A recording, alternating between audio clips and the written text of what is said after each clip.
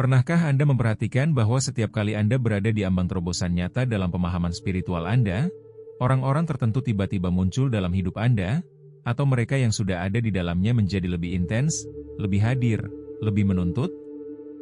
Ini bukan kebetulan.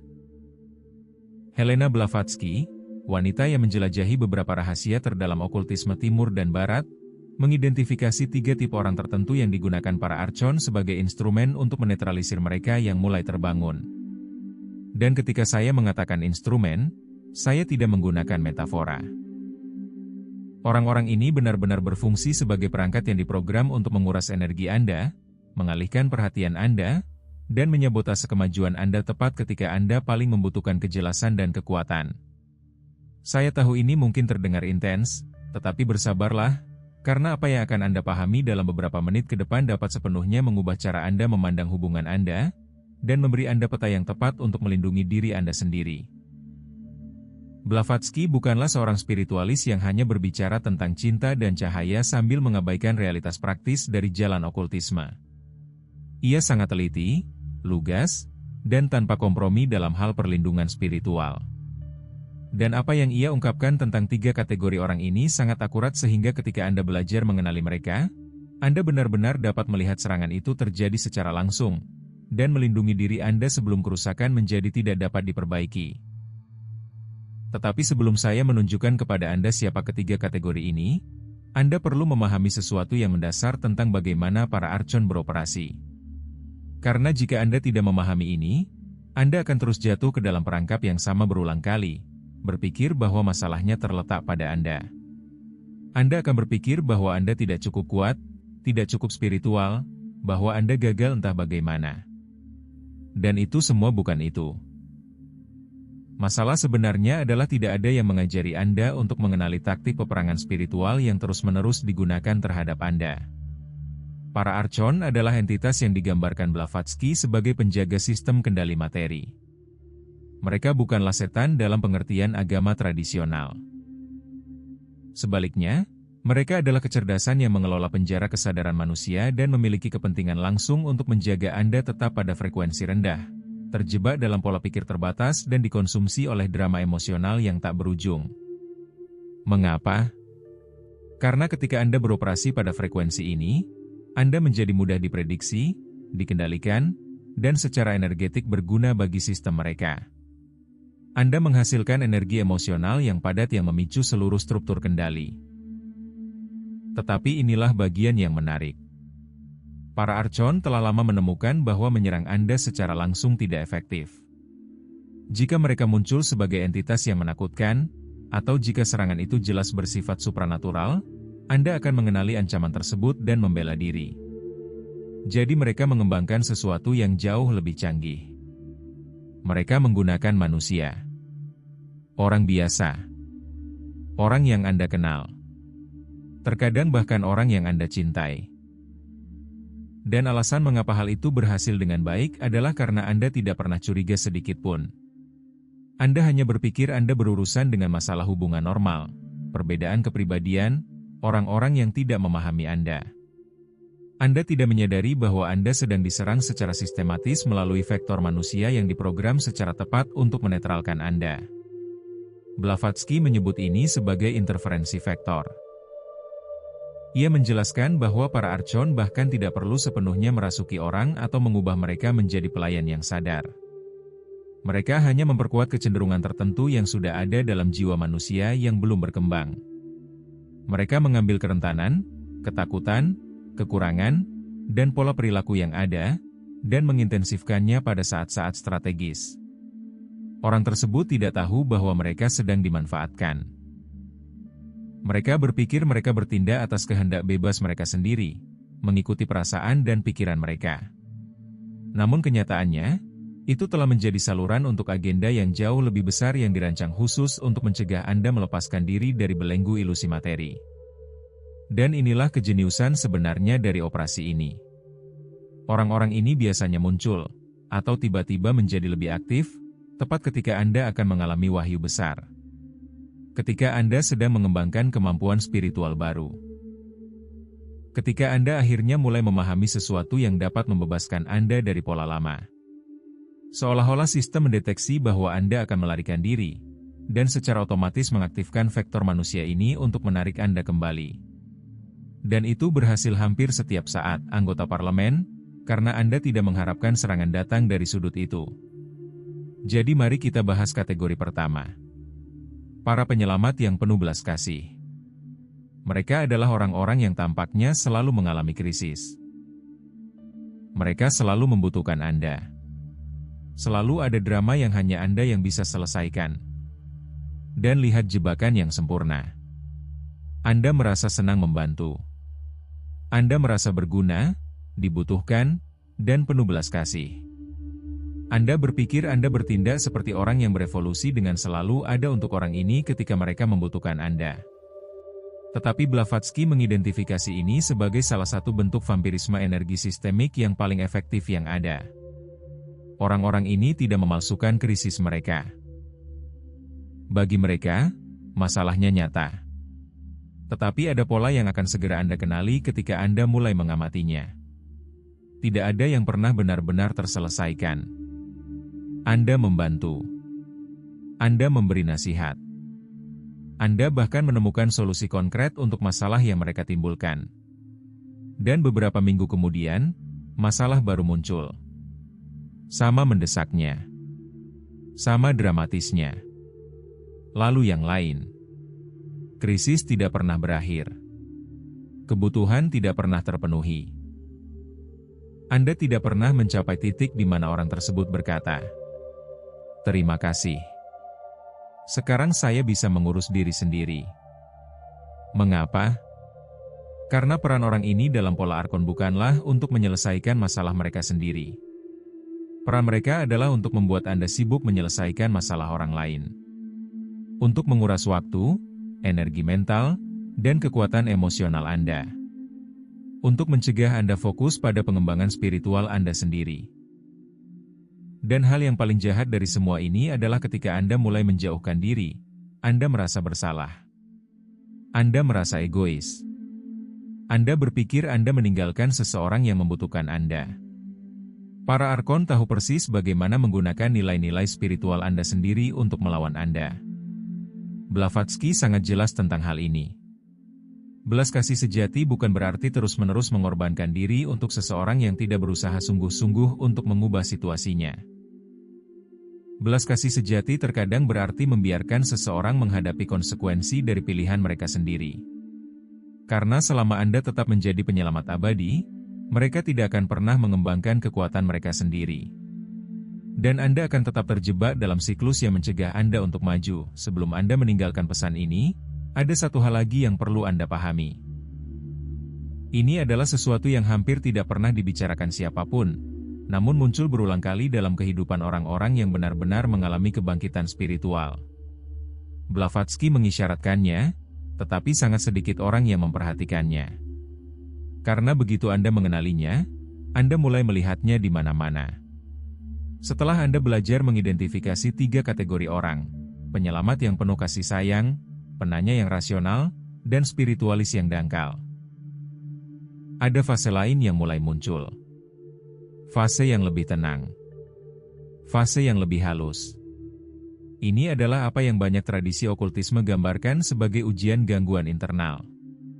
Pada tahap ini, gangguan tidak lagi perlu datang melalui orang lain. Gangguan mulai datang dari dalam diri. Tiba-tiba Anda menyadari gelombang keraguan aneh muncul entah dari mana. Bukan pertanyaan biasa, tetapi ketidakpastian yang dalam dan melumpuhkan yang tampaknya mematikan kejernihan batin Anda. Atau Anda merasakan kehilangan motivasi yang tiba-tiba terhadap praktik-praktik yang dulunya terasa bermakna bagi Anda. Meditasi terasa sia-sia. Pekerjaan batin terasa melelahkan. Jalan yang dulunya terasa jelas tiba-tiba terasa kabur dan jauh. Tidak ada perubahan dramatis di luar, namun di dalam diri Anda merasa ditarik menjauh dari pusat diri Anda sendiri. Blavatsky menggambarkan momen ini sebagai salah satu fase paling berbahaya dalam perjalanan spiritual, karena hal itu menipu pencari spiritual untuk percaya bahwa masalahnya hanyalah kelemahan pribadi. Anda berpikir Anda kehilangan disiplin. Anda berpikir Anda menjadi malas. Anda berpikir wawasan Anda sebelumnya hanyalah imajinasi.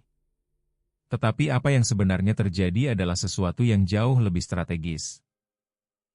Begitu faktor eksternal kehilangan kekuatannya atas Anda, sistem mulai mencoba menciptakan gangguan di dalam medan mental dan emosional Anda sendiri. Alih-alih orang lain yang menguras energi Anda, pikiran Anda sendiri mulai melakukannya. Ketakutan lama muncul kembali. Ketidakamanan lama kembali. Kebiasaan lama yang Anda kira telah Anda tinggalkan tiba-tiba muncul kembali dengan intensitas yang tidak biasa. Dan banyak pencari spiritual menganggap ini berarti mereka telah gagal. Namun kenyataannya, seringkali justru sebaliknya.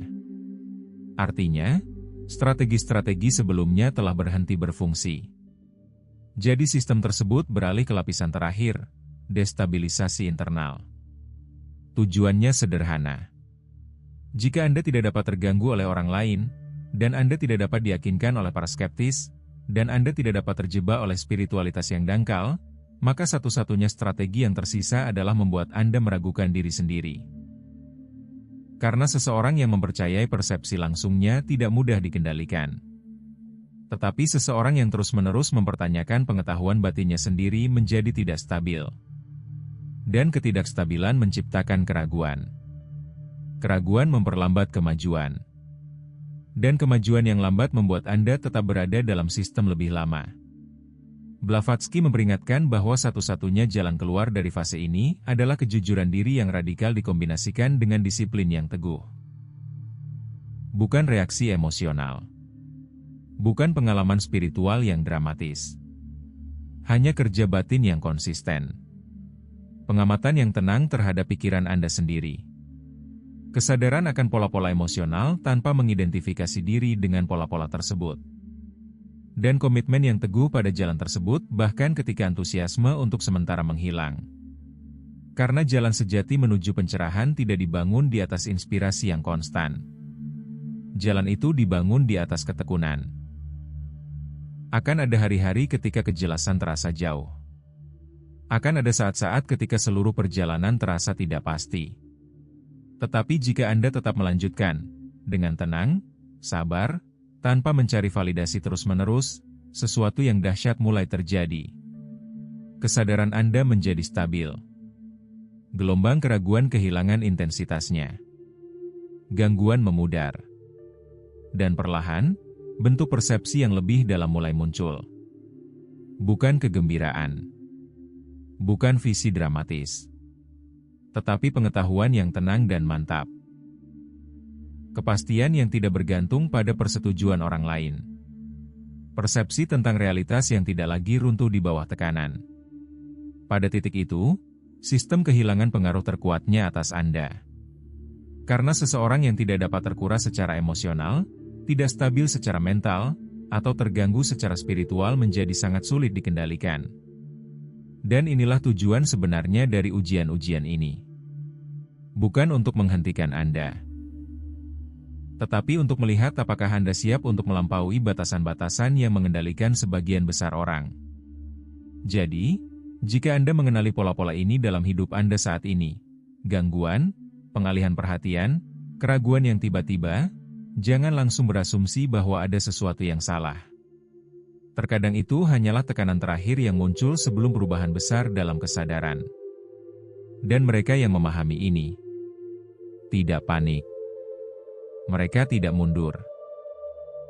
Mereka hanya tetap tenang, melindungi energi mereka, dan terus bergerak maju.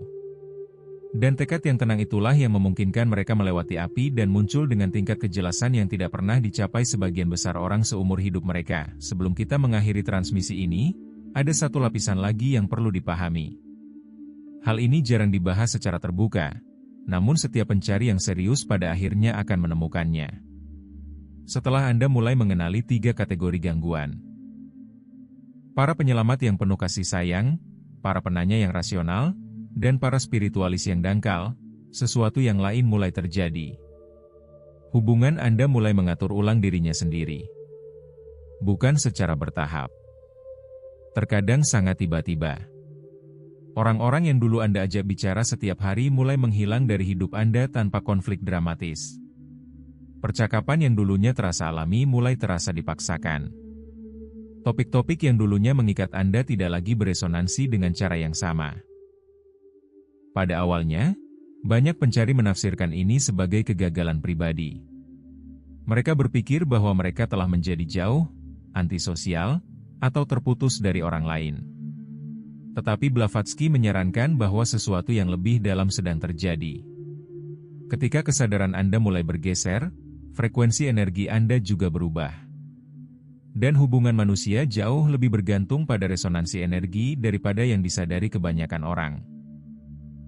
Selama bertahun-tahun, Anda mungkin terhubung dengan orang-orang tertentu karena Anda memiliki pola emosional yang sama, ketakutan yang sama, gangguan yang sama, atau kebiasaan bawah sadar yang sama. Namun, ketika pola-pola itu mulai larut di dalam diri Anda, perekat energi yang menyatukan hubungan-hubungan itu juga mulai larut. Inilah mengapa perpisahan sering terasa membingungkan. Tidak ada pertengkaran dramatis. Tidak ada pengkhianatan yang jelas.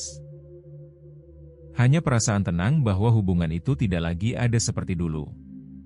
Blavatsky menjelaskan bahwa banyak pencari spiritual panik selama fase ini dan mencoba membangun kembali hubungan lama tersebut karena nostalgia atau kesepian. Mereka memaksakan percakapan. Mereka kembali ke lingkungan yang tidak lagi beresonansi. Mereka mencoba menghidupkan kembali hubungan yang dibangun berdasarkan versi diri mereka sebelumnya. Namun, melakukan hal ini dapat memperlambat transformasi yang sudah terjadi. Karena dinamika lama tersebut seringkali menarik Anda kembali ke pola mental dan emosional yang sama yang sedang Anda coba lampaui. Sebagai gantinya, ia menyarankan sesuatu yang jauh lebih sulit, membiarkan transisi terjadi secara alami. Bukan dengan amarah. Bukan dengan dendam. Tetapi dengan penerimaan yang tenang. Beberapa orang memang ditakdirkan untuk berjalan bersama Anda hanya pada tahap perkembangan tertentu. Setelah tahap itu berakhir, hubungan tersebut secara alami akan terputus. Dan ketika Anda berhenti menolak proses ini, sesuatu yang menarik mulai terjadi. Jenis hubungan baru mulai muncul. Tidak banyak, tetapi sangat tepat. Anda mungkin bertemu seseorang secara tak terduga yang memahami apa yang Anda gambarkan tanpa perlu penjelasan panjang. Anda mungkin melakukan percakapan yang terasa sangat jelas, seolah-olah kedua orang tersebut beroperasi dari tingkat kesadaran yang lebih dalam. Pertemuan-pertemuan ini jarang dramatis atau berisik. Seringkali tenang, sederhana, dan hampir bersahaja. Tetapi terasa berbeda. Tidak perlu saling meyakinkan. Tidak perlu membuktikan pengalaman spiritual. Tidak perlu membela persepsi. Hanya ada pengakuan. Blavatsky percaya bahwa hubungan langka ini membentuk apa yang disebutnya garis resonansi antara individu-individu yang sedang melewati tahapan kebangkitan yang serupa. Mereka bukanlah komunitas besar. Mereka bukanlah gerakan atau organisasi. Seringkali mereka hanyalah beberapa individu yang tersebar di berbagai tempat yang kebetulan bertemu pada saat yang tepat. Dan peran mereka bukanlah untuk membimbing atau mengendalikan satu sama lain. Peran mereka hanyalah untuk menegaskan bahwa jalan yang Anda tempuh itu nyata. Bahwa Anda tidak membayangkan perubahan yang terjadi di dalam kesadaran Anda. Tetapi inilah bagian pentingnya. Hubungan ini hanya muncul ketika Anda berhenti mengejarnya. Ketika Anda berhenti mencoba membangun identitas spiritual. Ketika Anda berhenti mencari persetujuan atau validasi dari orang lain. Karena saat Anda mulai menampilkan spiritualitas untuk pengakuan sosial, resonansi itu menghilang. Hubungan yang sebenarnya hanya muncul ketika Anda sepenuhnya fokus pada pekerjaan batin Anda sendiri. Ketika perkembangan Anda menjadi otentik, bukan sekadar penampilan. Pada titik itu, orang yang tepat akan mengenali Anda tanpa usaha. Dan orang-orang yang salah secara bertahap akan menjauh tanpa konflik. Inilah mengapa Blavatsky bersikeras bahwa pencerahan bukanlah tentang mengumpulkan pengikut atau membangun lingkaran spiritual yang besar. Ini tentang menyempurnakan persepsi hingga Anda dapat dengan jelas membedakan apa yang memperkuat kesadaran Anda dan apa yang melemahkannya. Ketika kejelasan itu muncul, hidup Anda mulai mengatur dirinya sendiri di sekitarnya. Gangguan kehilangan kekuatannya. hubungan yang menguras energi memudar. Dan beberapa hubungan yang tersisa menjadi jauh lebih bermakna daripada puluhan hubungan dangkal sebelumnya. Jadi, jika Anda melihat orang-orang menjauh dari hidup Anda saat Anda semakin mendalami jalan ini, jangan secara otomatis menafsirkannya sebagai kehilangan. Terkadang itu hanyalah penataan ulang alami dari realitas Anda. Jalannya menjadi lebih sempit, ya, tetapi juga menjadi lebih jelas. Dan kejelasan, lebih dari apapun, adalah apa yang pada akhirnya menuntun seorang pencari keluar dari ilusi yang pernah mengendalikan hidup mereka.